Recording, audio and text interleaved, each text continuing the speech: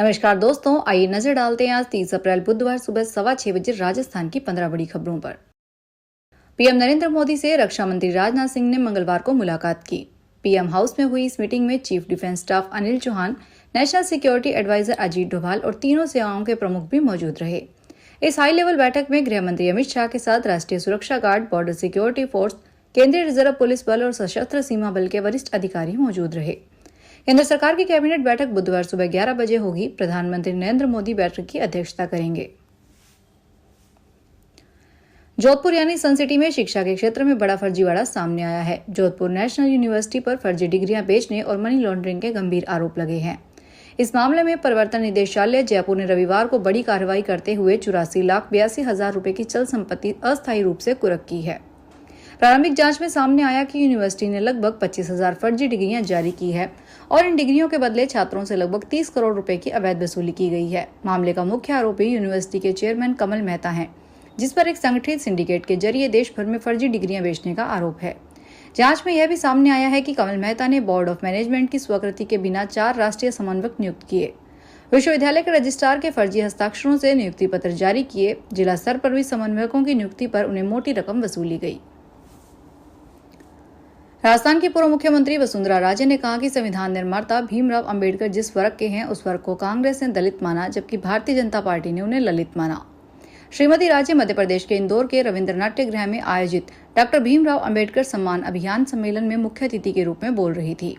इसमें मध्य प्रदेश के मुख्यमंत्री डॉक्टर मोहन यादव भी मौजूद थे। श्रीमती राजे ने कहा कि ललित का मतलब सुंदर। उन्होंने कहा था कि डॉक्टर अंबेडकर कहते थे कि हिम्मत इतनी बड़ी रखो कि किस्मत भी छोटी लगने लगे। राहुल गांधी 2 दिन के यूपी दौरे पर हैं। वे मंगलवार सुबह रायबरेली पहुंचे, जहां विशाखा फैक्ट्री में इलेक्ट्रिक चार्जिंग स्टेशन का उद्घाटन किया।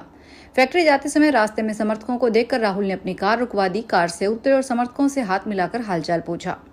विशाखा फैक्ट्री से राहुल गांधी कलेक्ट्रेट ऑफिस पहुंचे, जहां उन्होंने 2 घंटे तक अफसरों के साथ मीटिंग की। उनके बगल में योगी सरकार में मंत्री दिनेश सिंह बैठे थे।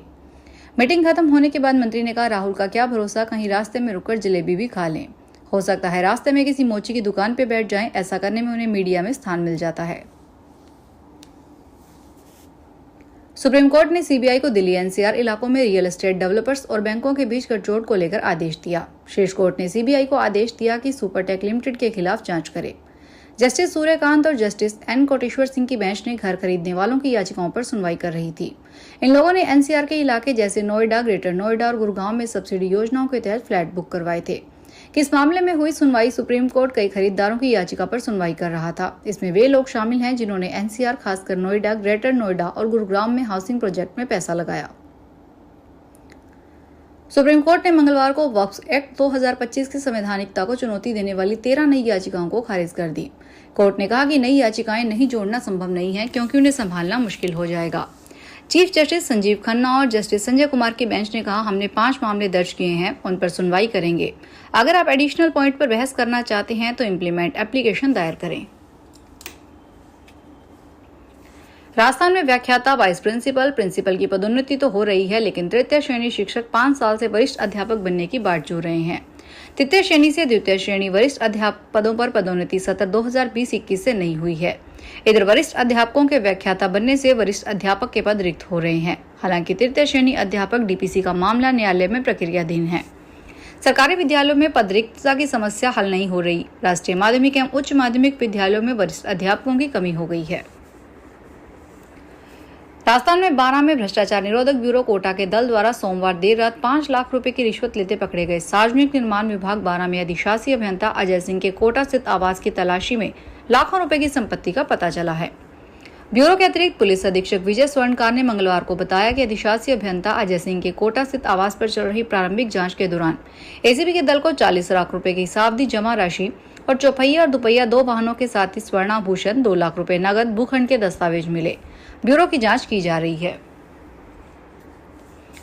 चित्तौड़गढ़ जिले में 2,57,312 परिवार खाद्य सुरक्षा योजना के तहत गेहूं तो नियमित रूप से ले रहे हैं, लेकिन 450 रुपए में मिलने वाला गैस सिलेंडर का लाभ नहीं उठा रहे हैं। इसका खुलासा एलपीजी आईपी मैपिंग के दौरान हुआ। हालांकि इसमें अधिकांश उपभोक्ता ग्रामीण क्षेत्र के होने के कारण उपभोक्ताओं के पास गैस कनेक्शन नहीं है। जिला रसद विभाग में सिर्फ 71,291 परिवारों ने गैस सिलेंडर के लिए पंजीयन करवा रखा है। जबकि 87,567 परिवारों ने अब भी LPG ID मैपिंग नहीं करवाई है। राजस्थान के जैसलमेर जिले में पशुधन पर एक बार फिर जानलेवा संकट मंडरा रहा है। कर्रा रोग के बढ़ते प्रकोप ने जिले में अब तक 500 से अधिक गायों की जान ले ली है, जबकि पशुपालन विभाग ने केवल 190 की पुष्टि की है। बोटुलिज्म एक गंभीर और प्राणघातक रोग है जो क्लोस्ट्रीडियम बोटुलिनम नामक जीवाणु द्वारा होता है, जिसका फिलहाल कोई अच्छा इलाज उपलब्ध नहीं है। जैसे जैसे तापमान बढ़ रहा है, कर्रा रोग तेजी से फैल रहा है। गांवों के आसपास खुले में छोड़े गए पशुओं के अवशेष इस बीमारी को फैलाने का प्रमुख कारण बन रहे हैं। पूर्व सीएम अशोक गहलोत ने पहलगाम मामले का हवाला देते हुए इस बार 3 मई को जन्मदिन नहीं मनाने को कहा। गहलोत ने सोशल मीडिया पर पोस्ट करके इस बार जन्मदिन नहीं मनाने की घोषणा की है। गहलोत के जन्मदिन पर हर साल कई तरह के आयोजन होते हैं। उनके बंगले पर भी प्रदेश भर से लोग मिलने आते हैं।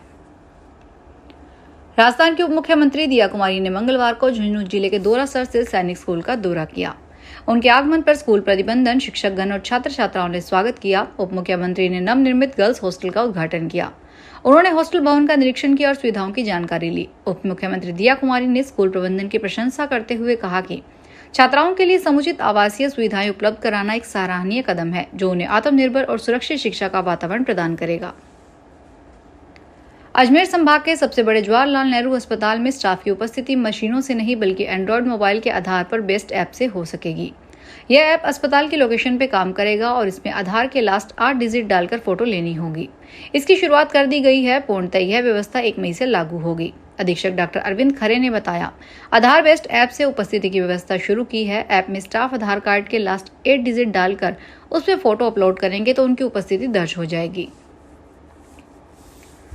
पाली शहर के नया हाउसिंग बोर्ड से शिव शक्ति सेल्स गोदाम में बन रहे सरस ब्रांड जैसे उत्पाद की सूचना पर पुलिस प्रबंधन और खाद्य सुरक्षा विभाग की टीम ने संयुक्त कार्रवाई की है, जहां IPS उषा यादव और खाद्य सुरक्षा अधिकारी सुरेश चंद्र शर्मा ने गोदाम में निरीक्षण किया।